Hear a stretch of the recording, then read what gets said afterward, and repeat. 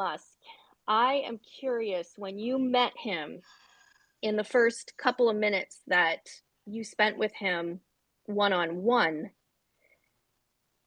could you see similarities between yourself and him and just the weight of, your life and where he's at and what he's going to be walking into tomorrow? That's not a very good question, but I'll let you untangle that. No, that's a good no, that's a good question. Um, how do I'm going to be simple and blunt. When I meet people, um, I try not to judge them with me, simply because it's not fair. I don't know what shoes they've had, where they walk, where they're from. What I'm more interested in is getting to know them. And this is true through, if I, just like I meet you, I meet Greg, it's, I want to know what you've done. I want to know why you're doing this. What's your thought process? And we talked about 5G and the autonomous car. Most of my conversation with him was with SpaceX. I think, this is phenomenal.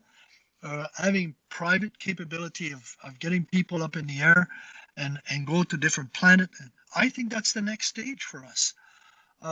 What's the value of going to space? There could be numerous value. I mean, expand our capability of you know, forestry or whatever, learning how certain plants react into a different atmospheric environment. How does human work with that? I mean, there's a lot of people, astronauts have gone up in the, up in the moon and up orbit the Earth and so on, worked in the space lab. What's their afterlife? I mean, after they leave, what are the side effects? What are the type of things they've learned? I'd love to read about John Glenn. I mean, most of you may not know him. Even Greg, he's too young for that. It's it, what happened to him? It's true. So I like to meet people because every time I meet somebody, I get enriched, and that's the part that's critical in life. I mean, nobody, when I die, nobody will give a hoot about my patent, but my family will. My family will remember me. And that to me is critical. If you can remember this conversation when I passed away, phenomenal. I made an impact and you made an impact to me. And that's important. Is what's important to me is getting to know you. Just like Dave. I mean, I love his questions for a young man that, you know, it's that means he's interested in something. He's got capabilities. He's willing to learn something. He's not afraid to ask. And I think a lot of people should go out and, I mean, simple question. How many of you have met your neighbors? Had a beer with them? Had a cup of coffee? It's it's just getting to know these people. That's so when I met Elon Musk, the reason why I met with him is because I was interested in what he was talking about. I was interested in getting some of his ideas. I wanted his opinion on 5G. I said absolutely nothing about me. He asked me how I was. He asked me, where I work and what my involvement was with 5G. But the majority of the conversation was me asking him questions so I could get to know what he was doing. And I loved it. I love that he asked you how you were doing. I think that that's the human element, that it doesn't matter, how great or technological advances you make, you either care about people or you don't. And that's where Mm-hmm. Twitter comes in. I think, like, you look at his life experience, now he's thrown into this role of being judge and jury. Essentially, he controls how many friends I can have, or if my broadcast will even make it out the gate tomorrow. That's a huge Uh-huh. weight to put on someone's head. And I was just curious if you could have handled that back in your day, or have we just evolved so much more today as this generation where, oh yeah, he can be saddled down with that responsibility too. Could that potentially push technology backwards by you know, putting a weight on him that could have I, outcomes that I, maybe we haven't considered? I, I don't think that Elon Musk is going to manage all of that. He will surround himself.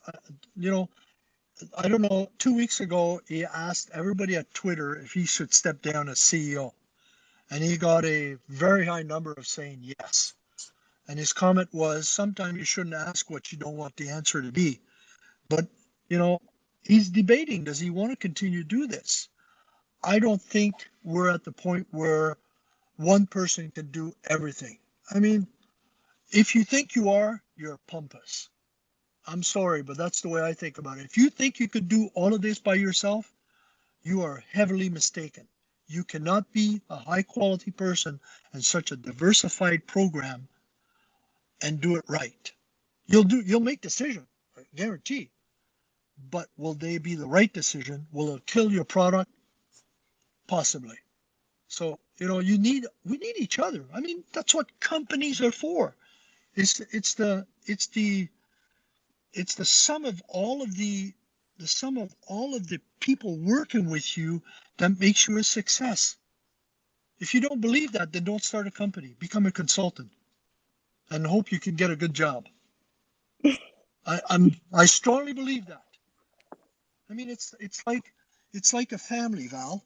I mean, if you're the one that makes all the decision for your 17-year-old son, he will never ever make a decision. And I'm not saying that's what you're doing, but I'm giving that as an example. What to do, That's true. then he will never do what he wants. He'll do what I want him to do. What happens to him when I die? He's got nobody to tell him what to do. He becomes a mute. So it's important for people to feel that you've got a gift that's waiting to be opened. Open it and let them share. So Elon Musk is not going to make that happen by himself. I can guarantee you. Even if he doesn't put your podcast up, he's got my message. Use the people you have there. Make sure you're surrounded by the right people and give them a vision to move forward and instill that vision and let them walk that vision and they will work. The only way to success. That's what he did with Tesla. That's what he did with SpaceX. And I suspect that's what he will do with Twitter. Or you will sell it. Greg,